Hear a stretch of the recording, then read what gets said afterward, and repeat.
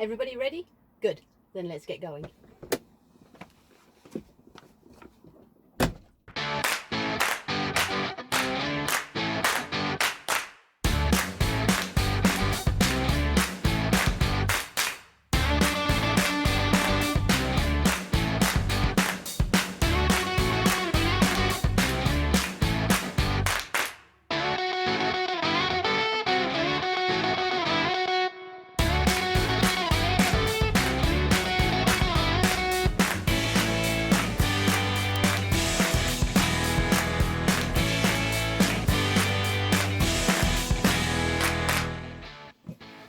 Oh, nearly forgot you guys.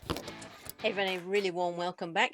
Well, this is the next in our instalment of little videos about the big London museums. And as with all the rest, this was recorded more for the family archive of photos and videos and so on, rather than as vlog style content. But nevertheless, we hope by sharing the things that caught our eye, we hope it gives a good overview, gives you a feel for what's at the museum itself if you're thinking of checking it out in the future. So sit back, relax, enjoy the images from some of the things that caught our eye, and I'll come back at the end with a little bit of a summary for something you might want to watch out for if you go and visit the museum. Enjoy.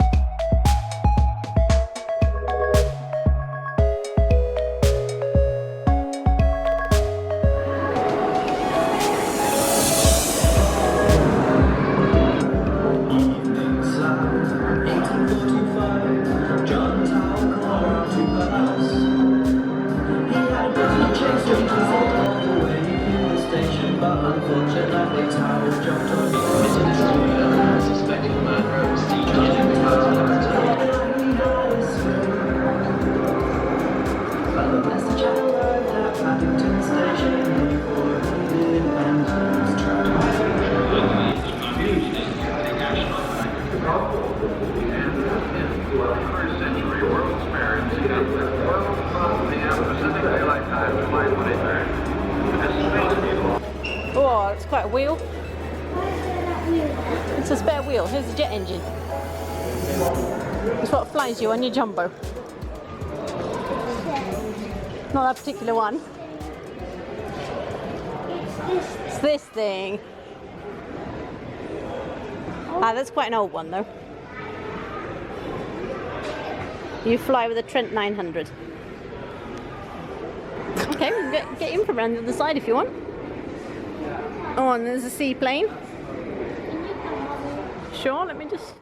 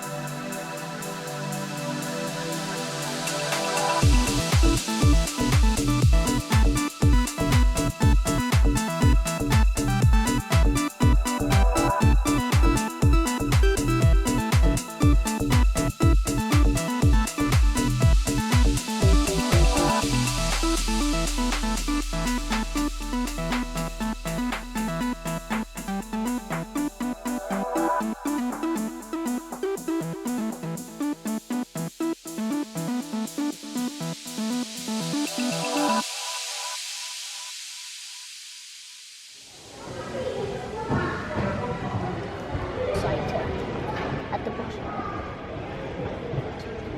Like I don't know. What's clue 2?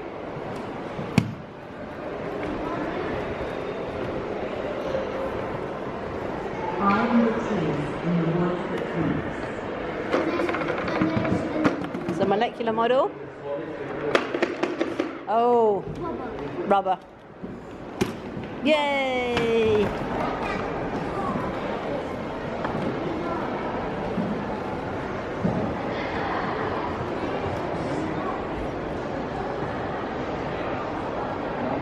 Schools and rackets and Surface. kayaks. One edge.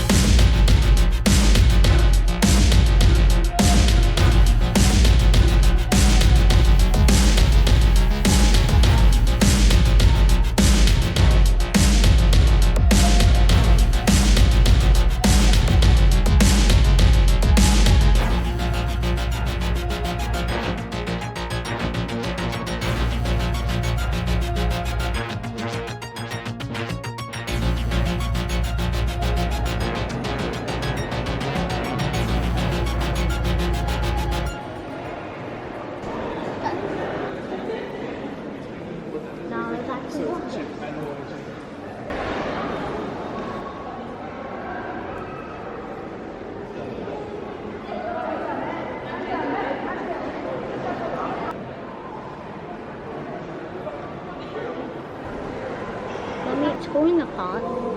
What is this, the clock of the long...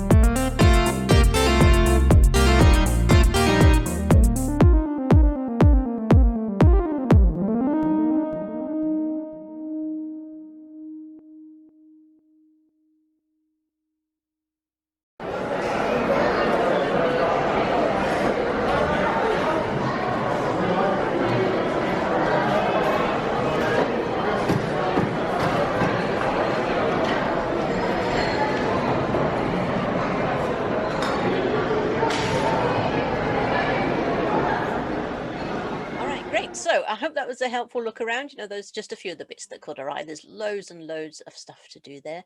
So hopefully it just whets the appetite for when we can visit these sort of places again. There's also a cafe, so if you need a bit of a rest while you're going around, there are lots and lots of things that are on display. That's there, and plenty of facilities and plenty of things to do and so on. There was, though, one thing that really, really annoyed me, and I can't possibly put together a video without mentioning it. It has been sorted now, I believe, so hopefully it won't happen to anybody in the future. But let me just give you the story, and then you'll understand what it was, and so what you might want to watch out for in the future. So as you check in, you come through these desks, effectively that looks like a till, and there's somebody stood at each till, and as you go in, they're asking, would you like to make a donation?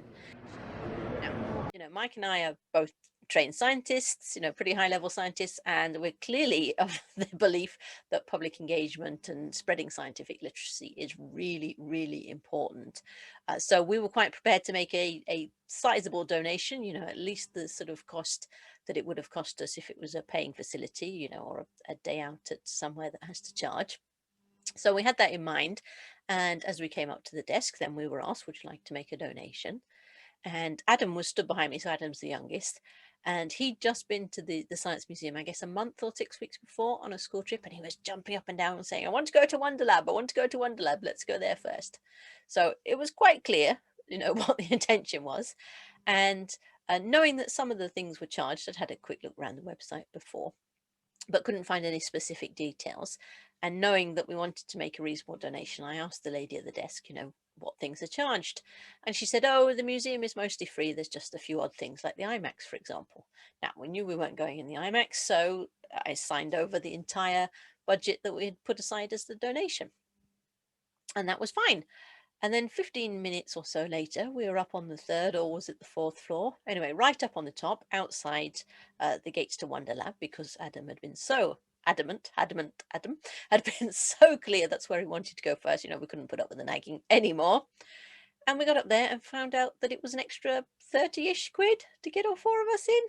So, you know, I was really, really annoyed. Not that there's a charge. I mean, that's fine. You know, if there's an extra exhibition thing, and these places do struggle a bit for funding, then fair enough, there's a charge. So it wasn't the charge that annoyed me, it was the fact that the inference had been given downstairs when I specifically asked the question, with a small child jumping up and down behind me, talking about something that was very clearly charged, that there wasn't any extra charges. And then to come upstairs and find that the one thing the child behind you had been shouting about has quite a large charge associated with it, that was the most annoying thing.